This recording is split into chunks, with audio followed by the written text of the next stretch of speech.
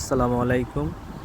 অনেকদিন যাবতই ভাবছি বাইকটা ধোবো, কিন্তু ধুতে পারছি না, কারণ বাড়ির মোটরে পানি ওঠে না। পানি না থাকার কারণে নিজেই গোসল করতে সমস্যা হয়ে যায়। 2 দিনে 1 দিন গোসল করতে হয়। সেই কারণে মোটরটা নিয়ে অনেক ঝামেলায় পড়ছিলাম। আর এদিক দিয়ে দোকানও যাইতে ইচ্ছা করতেছে না যে একটু ওয়াশ করে আনবো। কিছুদিন আগেই ওয়াশ করে আনছি।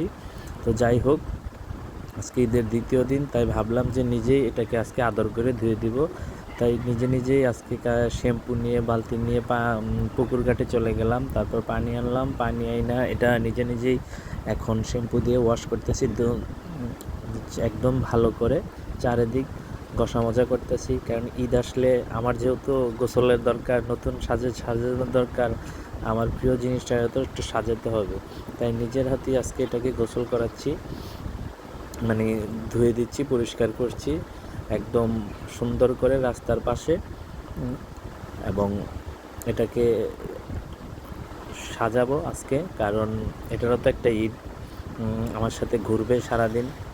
তাই আজকে এটাকে অনেক সুন্দর করে ধুয়ে টুয়ে তারপরে সাজাবো সুন্দর করে, যাতে দেখতে অনেক নিট অ্যান্ড ক্লিন দেখা যায়, সুন্দর লাগে, বসতেও ভালো লাগে, ফ্রেশ লাগে।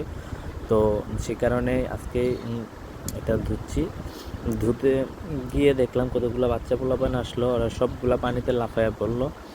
তারপর একজন আইসা তাদেরকে উঠানোর চিন্তা করতেছে, কিন্তু বাচ্চাগুলা উঠবে না। তো যাই হোক, এদিকে আমি আমার ধোয়া অনেকটা আগায় ফেললাম, দেখি কতটুকু ধোয়া যায়। তো ধোয়া মোটামুটি শেষ পর্যায়ে এসে গেছে। তো তারপরে এটাকে এখন আমি পরিষ্কার করতেছি, যাতে এটা কোথাও কোনো ময়লা বা মাটি না থাকে। কারণ মাটি বা ময়লা থাকলে আপনি যেমন আপনার পোশাক আশাক পরিষ্কার রাখবেন, দেখবেন যে একটু মাটি পড়লে ভালো লাগবে না, ঠিক তো এটা তো একটু মাটি থাকলে ভালো লাগে না, কারণ এটা খুব শখের একটা জিনিস, খুব প্রিয় একটা জিনিস, খুব ভালো লাগার একটা জিনিস।